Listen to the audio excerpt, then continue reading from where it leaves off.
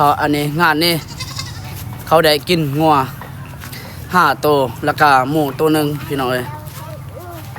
แล้วก็เขาอันนี้สั่งโต๊ะเต้นหรือว่าโต๊ะตั้งเนาะ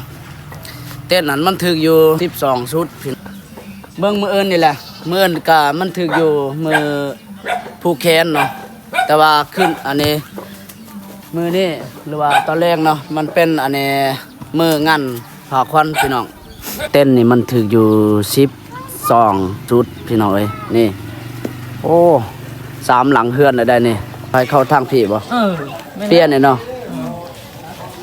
เข้าทางใดทางนั้นบ่คนเด้ประตูนี่โอ้วันที่4 เดือน 4เนาะฉะนั้นมาร่วมงานมาเด้อมาครูถ่ายคลิปนี้แน่นบอก FC นะ FC ทางไลน์เด้อมาเดือน4วันที่4นี่ใกล้สิมาจากประมาณ8 มื้อ9 มื้อโอ้วันที่4 เดือน 4สิได้ผูกแขนเนาะหรือว่ากินดองนี่พี่น้องน้องชายเพิ่นสิได้สร้างครอบครัวได้นี่บาดนี้มาซอยผู้สาวตำหมักพริกเด้อนี่ให้ซอยบ่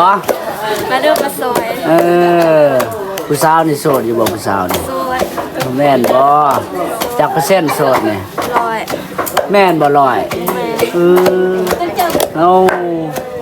สาวลืมแล้วชื่อนี่นี่ว่าแหละเนาะโอ้สาวพ่องบ่บ่สำคัญเลยโอ้มาเบิ่งนี่สาวพ่องก็มาแล้วก็เห็นอยู่เพิ่นมาแต่เช้าเด้นี่บ่ทันเปลี่ยนโตเนาะเห็นอยู่กินเก่งเนาะบ่เจ็บบ่แอวเกือบบ่รอดจัดหนักเนาะจัดหนักมื้อนี้เพิ่นผู้สาวนี่ชื่อจังได๋ผู้สาวนี่ชื่อมีนาอายุจักปีล่ะ19ยังเรียนอยู่บ่เรียนห้องม.ใดล่ะม.7แน่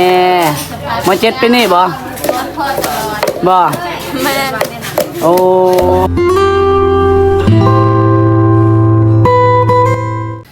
มาแต่ซอยไอเลียงเฮ็ดอยู่เฮ็ดกินมื้อนี้เนาะ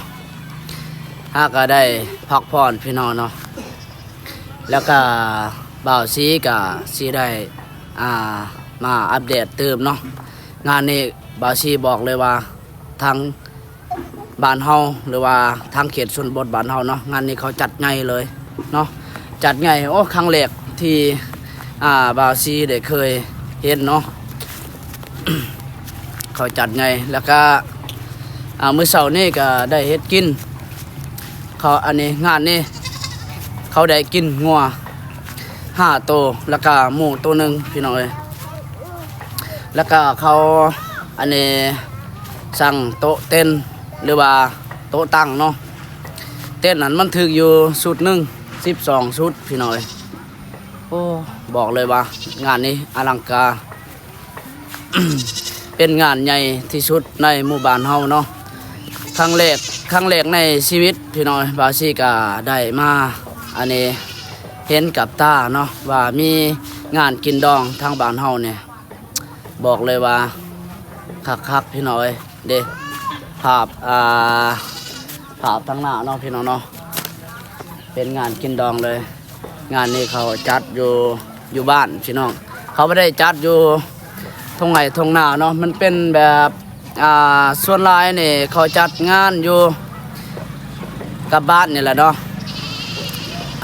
บ่เคยได้จัดอยู่ทงไหนทงหน้าเนาะบางคนก็ได้จัดนะบางคนที่อยู่ให้อยู่หน้านะพี่น้องเนาะเขาก็ได้จัดงานเนาะแต่ว่าทางนี้ทางบ้านเฮานี่เขาจัดอยู่กับบ้านเลยพี่น้องนี่มีแต่ว่าเฮาติดตามเบิ่งมื้ออื่นนี่แหละมื้ออื่นก็มันถึกอยู่มือผู้แขนเนาะแต่ว่าขึ้นอันนี้มือนี่หรือว่าตอนแรกเนาะมันเป็นอันนี้มืองันผ่าควันพี่น้อง นี่เด้พี่น้องบอกเลยว่างานนี่เขาจัดไงอีลีเนี่ยเต้นนี่มันถึกอยู่12อันนี้12 ชุดพี่น้องนี่โอ้3 หลังเฮือนได้นี่ อันนี้เต้นนี่จัดอยู่3 หลังเฮือนเด้เจ้าของ มีงานเนาะเฮือนเจ้าของมีงาน แล้วก็มั่งนี่แม่นเฮือนกับพี่น้อง อันนี้ก็แม่น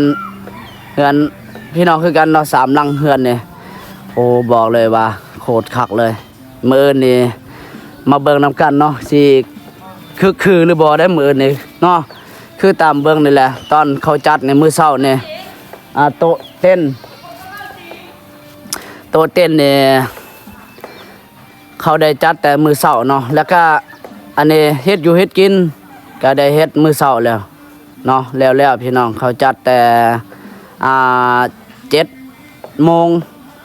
หา2 โมงแรงนะพอดีแล้วงัวถึกอยู่5 โตพายยิง4 โตพายทรายถึกอยู่โตหนึ่งพี่น้องเนาะโตบักใหญ่เลยโตถึกแล้วก็แล้วอันนี้เฮ็ดอยู่เฮ็ดกินหรือว่าแล้ว เฮาอันนี้จัดการตัวงัวหาตัวแล้วก็เข้าเจ้าได้ต่ออันนี้เอาอีกหมูตัวหนึ่งนะบาซีกับประเด็นมาซอยเนาะเพราะว่าบาซีก็ได้เมื่อพักพรโอ้ยเจ็บเอวแหงพี่น้องเนาะนี่ก็จัดทางหมู่บ้านเฮาเลยนี่คักอีเลยเนาะครั้งแรกพี่น้องเนาะเอาพี่น้องเนาะแต่อันนี้ บ้านใดที่เข้ามาผ่านเนาะก็เห็นแหละเบิ่งคลิปบาวซีนะเด้อพี่น้องเนาะมื้อนี่ติดตามเบิ่งนำกันได้มื้อนี่สิได้มาร่วมงานหรือว่ามาผูกแขนเจ้าบ่าวเจ้าสาวมื้อนี่เนาะมันเป็นมื้อถึกอยู่มื้อวันศุกร์พี่น้องเด้งานนี่เห็นบ่โอ้เต้นนี่3 หลังคาเฮือนแล้วได้พี่น้องนี่เห็นบ่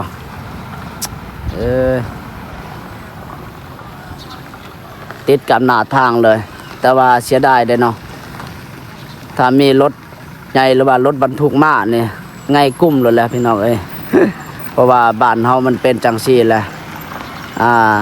ตกฤดูแล้งเนี่ยมีแต่ขี้ฝุ่นขี้ไงนี่แหละทางบ้านเฮาฤดูฝนนี่มีแต่เปื้อนแหละคือทางเขตชนบทบ้านเฮานี่แหละพี่น้องเนาะ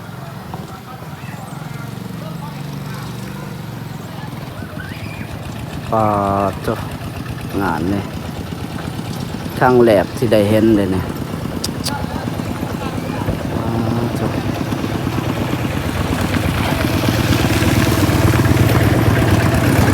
บอกเลยว่างานนี้เขาจัดใหญ่หน่อย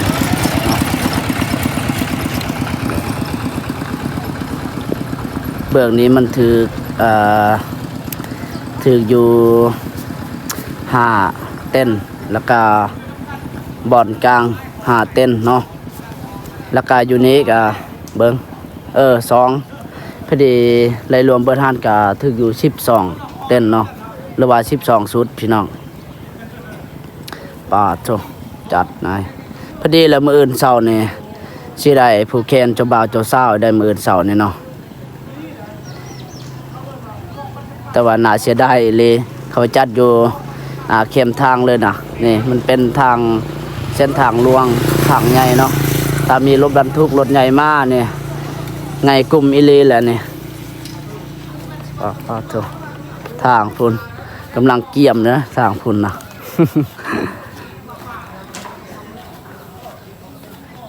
มือนี่ถืออยู่มืออันนี้งานพาควันพี่น้องเลยฮะจะได้อยู่นี่คือว่าประชุมประสานงานอีกอย่างอยู่นี่เนี่ยฮะยืมเงินธนาคารอีกยืมเงินธนาคารบ้านบ่ฮะโอ้สิเอาสัญญาณเขาเนี่ยบ่โอ้เท่าได้คันว่าจ่ายสดนั่นได้บ่ล้านปลาย2 ล้านบ่ได้ถามบ่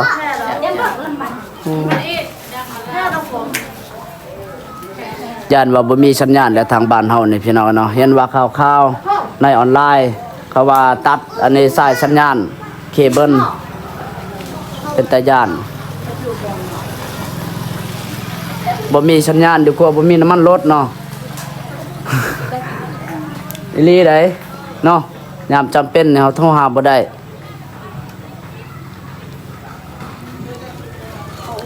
เอ้า บ่าวท่าบ่หักก็มาบ่บ่าวท่ากันกันเอาเลยเอาเลยโอ้อาจารย์บริษัทฝุ่นกล้วย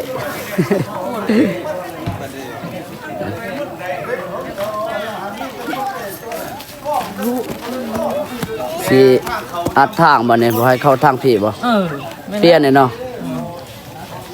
เข้าทางใดทางนั้นนี่บ่ คนเด้ประตูนี่ โอ้ มันบุกเมื่อกี้มันบุกประตู ทางนี้นี่ปิดเนาะ แต่บางจะบอกประตูไอ้ยังเขาเลยไม่ได้จะชื่อแน่เป็นยักษ์แรงเอาเต็มเป็นเกมบอกประตูคุณกำลังมุด ฮะ ใช่ไม่ได้จะชื่อ ใช่ ยักษ์เลย เด้อ ทวดแต่ให้ชื่อ ให้อยากมุยเป็นตำนานเนี่ยพี่ เป็นแนวนั้นแหละเนาะจานเนาะ อันนี้แม่นพี่น้องทางดองเพิ่นก็มามื้อนี้อยู่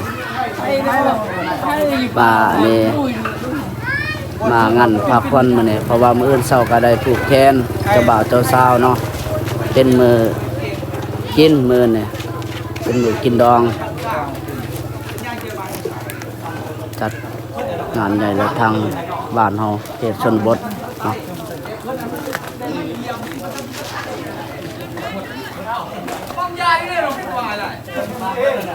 จะได้บ่ยันประสานงานได้บ่ยันประสานงานแล้วล่ะที่แต่มื้อวานเด้อเนาะบ่ว่าสิประสานงานใหม่อีกเนาะเต้นนี่ไปนับเบิ่งอยู่มื้อเช้านี่คืออยู่12เนาะแม่นบ่ ไม่กดหัว 12ชุดอันนี้เนาะ ยักษ์ยักษ์ โอ้จัดงานใหญ่เลยเนาะไม่ได้เจ้า วันที่สี่ วันที่สี่เดือนนี่วันที่สี่เดือนสี่เนาะฉะนั้นมาร่วมงาน มาเด้อมาครู อืม ไทยคลิปนี้ แนนบอก FC นะ FC ทางไลน์เด้อมาเดือน4วันที่4นี่ใกล้สิมาจากประมาณ8มื้อ9มื้อ โอ้วันที่สี่เดือนสี่สิได้ผูกแขนเนาะหรือว่ากินดองนี่พี่น้องน้องชายเพิ่นสิได้สร้างครอบครัวได้นี่บัดนี้อ้ายนี่มีแต่ว่าไปตูดอย่างเดียวแล้วอ้ายนี่คันอ้ายได้ไปคักๆไอ้เรื่องงานนี่ทางพุ่นเขาเฮ็ดหยังอีกทางพุ่นคือว่ามื้อเช้านี้แล้วเฮ็ดอยู่เฮ็ดกินเขาโตจัดการตัวหมู่บ่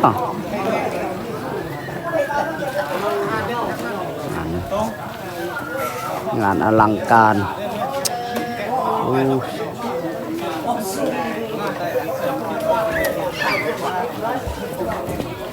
อันนี้ประตูทางที่เขาเจ้าบอกให้ปิดนี่ปิดสิอันนี้เข้าทางนั้นอีกประตูเข้าแม่นทางนั้นเนาะแต่ว่าทางพี่ทางอันนี้งานเจ้าอันนี้เจ้าภาพหรือว่าเจ้าของงานนี่อันนี้ประตูเฮือนเพิ่นนี่ก็ได้ปิดนี่เป็นอันนี้เฮือนเจ้าของงานเนาะประตูเพิ่นทางพี่ก็ได้ปิดนี่ให้เค้กหรือว่านี่แหละเค้กบรรดาทานให้เขาทางนั้นเนาะทางนั้นเข้ามาพี่น้องโอ้กายเลยสิได้ปิดแล้วได้บัดนี้ทางพี่โอ้เต้นอยู่นี่ก็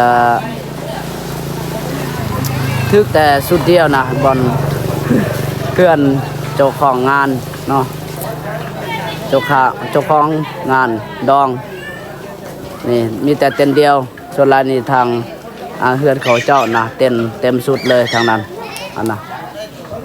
กะเม่นเฮือนกะไอ้เอ้ยน้องเพิ่นเองล่ะ3หลังคาเฮือนนี่ติดกันเลยพี่น้องเนาะแต่ว่าเฮือนหลังนี้เป็นเจ้าของงานมื้อนี้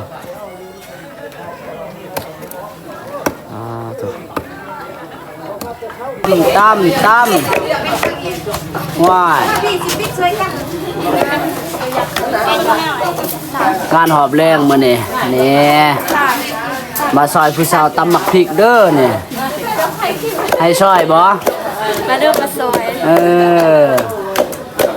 ผู้สาวนี่โสดอยู่บ่ผู้สาวนี่ ซอย แม่นบ่จักเปอร์เซ็นต์โสดนี่ ลอย แม่นบ่ร้อยเออ ก็เจอก็เสื้อแต่ว่าเชิญท่าน ฮะแนวใด เชิญท่าน ช่วยนำกัน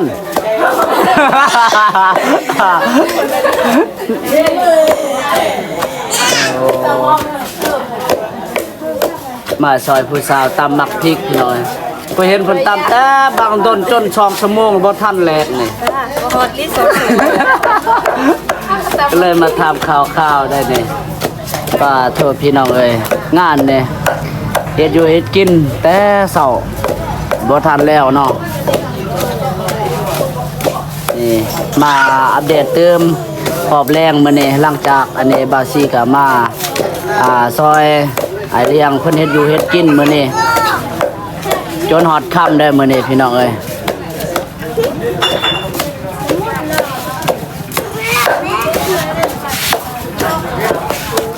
บ้ากลุ่มมีเว้ยมีอยู่บ่วะคนโสดมีอยู่บ่น้อเอาสาวลืมแล้วชื่อนี่นี่ มาแล้วเนาะ โอ้สาวพ่องบ่ ตำนานแท้ เอามาเบิ่งนี่สาวพ่องก็มาแล้วก็เห็นอยู่เพิ่นมาแต่เช้าเด้นี่บ่ทันเปลี่ยนโตเนาะเฮ็ดอยู่กินเก่งเนาะบ่เจ็บบ่แอวอะ บอลอด เกือบบ่รอด จัดหนักเนาะจัดหนักมื้อนี้เพิ่น เพิ่นจัดหนักเลยมื้อนี้นี่โอ้ยจนว่าบ่ได้พักพรเพิ่นว่าเอ้าบัดนี้เอ้าบ่ทันแลกบ่นี่ฮะโอ้ยเอ้ยบาดผู้บ่าวต่ำหั่นนะคือว่าแลกไว้เนาะบ่ แหม ป้าให้ผู้สาวแหละ อ้าวมาเด้อผู้บ่าวเอ้ยนี่มาซอยผู้สาวนี่ตำมักพริกนี่เพิ่นเห็นเพิ่นตำบักด้นๆบ่ทันแลกนี่สิบ่ได้2 ชั่วโมงแล้วบ่นี่ตึมถามชื่อพี่น้องเอ้ยเนาะผู้สาวนี่ชื่อจังได๋ผู้สาวนี่ ซื้อมีนา ชื่อมีนาอายุจักปีล่ะ เก้า 19ยังเรียนอยู่บ่เรียนห้องมอได้ล่ะม.7แน่ม.7ปีนี้บ่ บ่ แม่ โอ้ม.7ปีนี้จบแล้วเด้เนาะจบแล้วสิไปเรียนต่ออีกบ่อ๋อ